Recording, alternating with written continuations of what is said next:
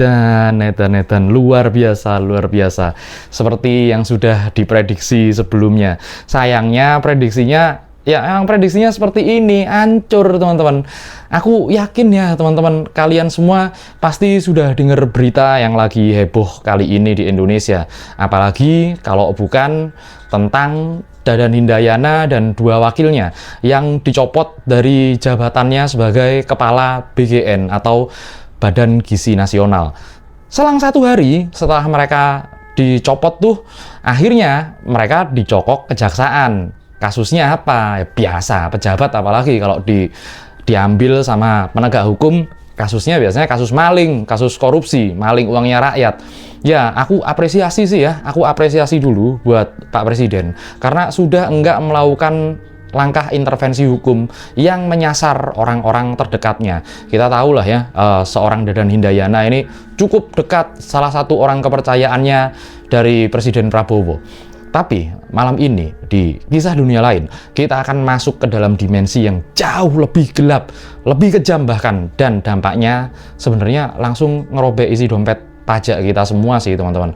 Kita akan mulai membedah sebuah realitas politik yang sedang terjadi tepat di depan mata kita semuanya, dimana sebenarnya urusan anak-anak sekolah ya, urusan makanannya anak-anak sekolah ini dijadikan arena perampokan yang sangat-sangat sistematis dan sangat-sangat kejam.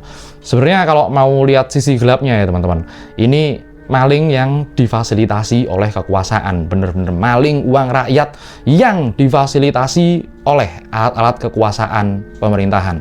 Aku ngomong atas dasar argumen yang bisa kalian simak dalam video ke belakang.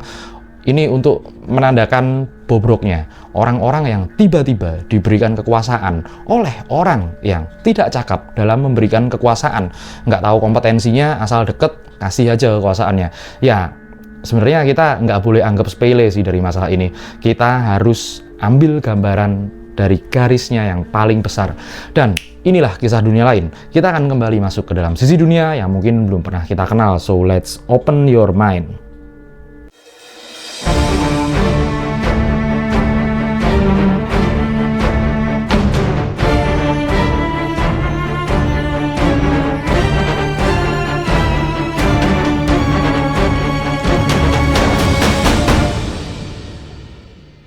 Oke teman-teman, mari kita sejenak membicarakan tentang fakta dari pemberitaan yang baru-baru ini meledak, sangat ya rame banget ini. Kepala Badan Gizi Nasional Dadan Hindayana beserta 2 orang wakilnya, yang satunya namanya Sony Sonjaya dan Lodewijk Pusung, mereka mendadak dicopot dari jabatannya. Enggak lama berselang, 1 hari berselang, bahkan enggak sampai 1 hari, tempat mereka kemudian digeledah oleh kejaksaan, dan pada sore harinya mereka resmi ditangkap dan dipamorkan oleh para penegak hukum dari kejaksaan. Diborgol mereka ini sudah menjadi tersangka maling. Maling apa? Maling uang rakyat, maling uang negara, korupsi teman-teman. Sebelum kita masuk ke dalam analisa intinya ya teman-teman, ada satu hal yang wajib banget aku sampaikan dalam video ini. Untuk kalian semuanya, para netizen ya, para aktivis-aktivis yang ada di akar rumput yang nggak bergerak secara rame, untuk para jurnalis-jurnalis independen, dan untuk semua pengamat-pengamat yang selama berbulan-bulan ini terus berteriak mengkritik program ini di kolom komentar, di YouTube, di X atau Twitter, di TikTok, di Instagram, dan berbagai sosial media. Ya, meskipun kalian semuanya pasti sering berhadapan dengan yang namanya buzzer ya teman-teman, aku mau sampaikan terima kasih. Terima kasih banyak buat semuanya. Kalian semuanya terbukti benar. Kalian benar-benar bersuara karena nalar kalian kritis sekali teman-teman. Kalian kemudian mencium ada sesuatu yang sangat tidak beres dalam hal ini, dan penangkapan ini adalah seolah-olah jadi validasi absolut bahwa seringkali insting publik, insting kita-kita ini jauh lebih waras dibanding dengan klaim-klaim sepihak para pejabat publik yang ya asal bapak senang, memang seperti itu kan nyatanya di hari ini ada buktinya. Nah, untuk melihat gambarannya, mari kita mundur sedikit dalam melihat big picture, garis besar, gambaran besarnya. Kenapa sih sebenarnya publik dari awal sudah curiga tentang program ini? Aku berkali-kali kok mengkritik program ini dalam berbagai konten-kontenku. Jadi gini sih sebenarnya, simple aja, simple, dan aduh, coba dibantah kalau memang ada nalar yang lebih logis daripada ini. Gini, karena sebenarnya ya, secara komprehensif teman-teman, program makan bergizi gratis atau MBG ini bermasalah sejak embrionya dikonsepkan, sejak dari dasar pengkonsepannya. Para pakar ekonom makro apalagi, dan kemudian ahli kebijakan-kebijakan publik ini sudah berkali-kali memperingatkan, ini adalah kebijakan populis yang sangat dipaksakan. Kenapa dibilang ini adalah kebijakan populis? Ya, karena di balik banyaknya masalah-masalah fundamental yang ada di dalam negeri ini, program yang diberikan seolah-olah justru tidak menuju ke akar masalah dari bangsa ini. Jika masalah pendidikan ya, pendidikan katanya nanti stunting, anak-anak butuh pendidikan biar IQ-nya tinggi. Ya, banyaklah yang masih harus dibenahi, bukan soal makan ini. Contohnya ya, yang paling gampang aja, sekolah 100% gratis. Kapan sekolah gratis di Indonesia?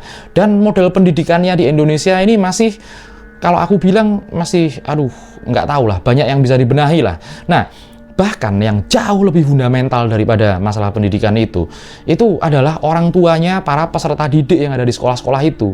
Bagaimana mereka berjuang? Mungkin ini ada orang tua yang sedang nonton ya, anak-anaknya sedang sekolah, dan kita semuanya sedang struggling setiap harinya hanya untuk punya sedikit secercah pengharapan agar anak-anak kita mendapatkan pendidikan yang layak di tengah badai ekonomi yang sedang nggak karu-karuan, kocar-kacir seperti ini teman-teman. Sebenarnya untuk sekedar program makan aja, anggaran yang dialokasikan ini sangat fantastis, mencapai ratusan triliun rupiah per tahunnya. Jauh banget di atas anggaran kesehatan masyarakat, yang kebanyakan masyarakat kita ini sulit berobat, takut ke dokter, takut ke rumah sakit karena biayanya mahal. Memang seperti itu. Infrastrukturnya dari program ini sendiri, ini supply chain atau rantai pasoknya itu sama sekali belum siap. Pengawasan di daerah sangat-sangat minim, dan kejelasan untuk vendor-vendornya sangat rentan untuk dimonopoli. Dalam logika dasar tata kelola pemerintahan atau good corporate governance, ketika ada dana ratusan triliun rupiah yang didistribusikan secara besar, secara masif, tanpa sistem audit internal yang ketat, nah itu bukan lagi namanya program sosial. Itu seolah-olah jadi undangan terbuka bagi para mafia-mafia proyek untuk merampok uang negara secara legal. Ayo masuk sini aja, masuk proyek ini aja, anggarannya gede nih. Enggak, auditnya juga masih belum ada kok. Bisa kan seperti itu? Dan hari ini ternyata fakta itu terjadi, teman-teman. Proyek yang memang diteliti dan dikritik oleh banyak kalangan ini cacat dari lahir. Kegagalan ini bukan lagi kejutan. Korupsi di sini bukan lagi kejutan, melainkan ini seolah-olah seperti sebuah desain yang sudah bisa diprediksi oleh semua orang. Semua orang waras dengan sedikit data publik itu udah bisa paham kok alur ini, dari yang namanya pengadaan motor listrik, tablet, kaos kaki, semir sepatu, apalah itu waduh, sungguh nggak masuk akal sekali, dan dananya gede. Terus teman-teman, ada yang lebih penting lagi, gimana kita baca manuver pencopotan dan penangkapan kepala BGN beserta dua wakilnya ini. Apakah ini murni daripada penegakan hukum? Apakah ini murni berbenah? Atau sebenarnya ada agenda lain yang sedang dijalankan? Nah, di sini kalau mau mikir kita harus membedah psikologi politik yang tingkatnya sangat tinggi. Coba kita perhatiin aja pola komunikasi dan tindakan dari pucuk pimpinan tertinggi negeri ini. Seolah-olah ada sebuah taktik yang dalam ilmu psikologi politik itu disebut sebagai arsonist firefighter syndrome. Apa itu? Istilah aneh apa lagi itu? Ini adalah sindrom pembakar dan pemadam kebakaran, atau biasa juga dikenal sebagai the pyro syndrome, pencipta api. Nah, mekanismenya sebenarnya gampang banget sih teman-teman dibaca oleh orang-orang yang waras sebenarnya. Jadi pimpinan menyetujui sebuah kebijakan yang pimpinan itu tahu ini adalah sesuatu hal yang mempunyai resiko sangat tinggi, teman-teman. Dia kemudian membiarkan orang-orang yang enggak kompeten, inkompeten sama sekali, atau bahkan ini orang yang jelas-jelas korup, dibiarkan untuk menjalankan sistem tersebut. Asal akrab, asal deket, nggak perlu kompetensi. Dia kemudian membiarkan kekacauan itu terjadi, dan seolah-olah membiarkan api membesar, dan publik kemudian tentu saja ngomel-ngomel, marah, tanpa dia sadari, tanpa disadari oleh pimpinan atau pemegang pucuk kekuasaan itu. Lalu, tepat kepada krisis sudah mau memuncak nih, masyarakat udah mau marah ini, kemudian beliau muncul, dipecat, dicopot, digantikan, disambung dengan diksi-diksi kata-kata, orang-orang yang saya sayangi, jangan hianati saya. Ya, dia kemudian bertindak sebagai orang yang memadamkan api.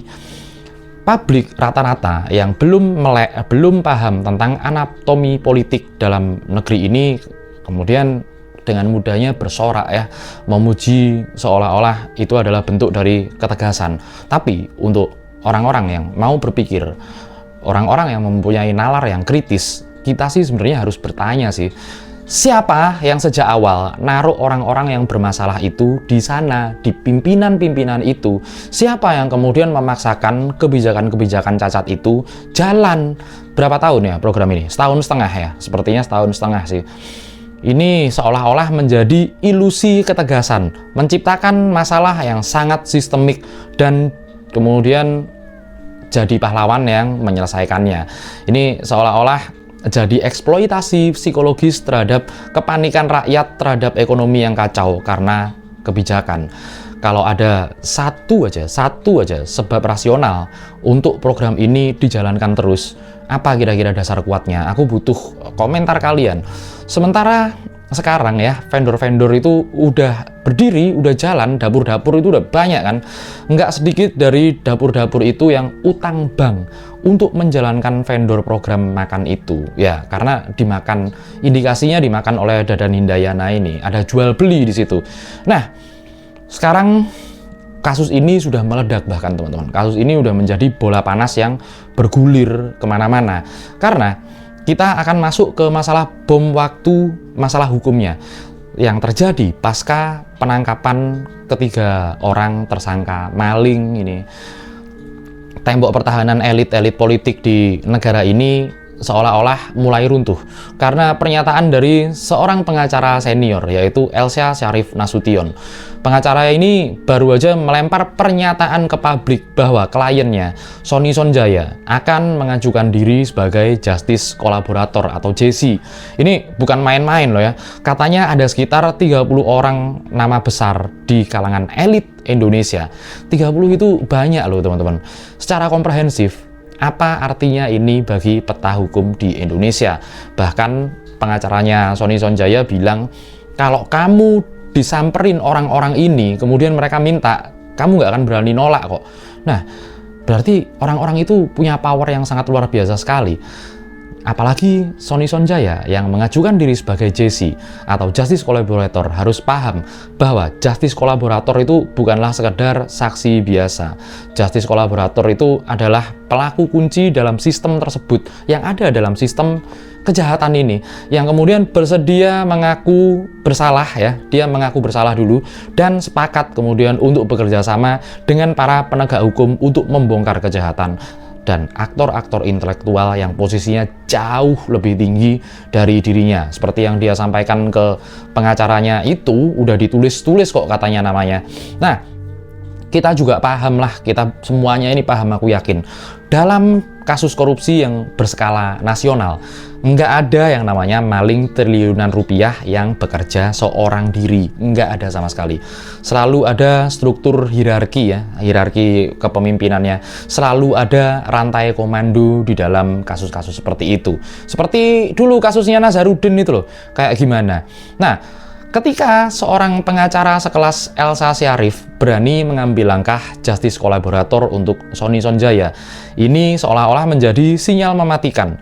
Ini Artinya Sony Sonjaya menolak menjadi bemper atau tumbal sendirian. Nggak mau dia, tiji tibeh, mati siji mati kabeh. Dia juga kabarnya memegang bukti chat di HP-nya. Dia tahu perintah itu turun dari mana, permintaan itu turun dari siapa.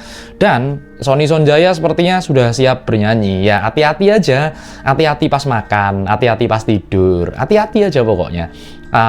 Penegak hukum juga harus melindungi lah kalau orang-orang seperti itu. Langkah JC ini seolah-olah justice kolaborator ya. Ini seolah-olah membuat para elit politik yang hari ini sedang duduk dengan tenang di Senayan atau bisa jadi di istana, nggak bisa tidur nyenyak akhirnya gara-gara ya kasus dari korupsi ini. Dan kemudian disinilah kita sampai pada refleksi yang sangat-sangat menyedihkan sebenarnya teman-teman, sangat-sangat menyedihkan karena mungkin bagi sebagian orang yang mencari penghidupan setiap harinya susah, nggak pernah berpikir seperti ini. Coba kita berpikir sedikit ya, secara logis kita bayangin kalau ternyata nyanyiannya Sony Sonjaya sebagai justice collaborator itu terbukti kemudian di pengadilan, semuanya terbukti.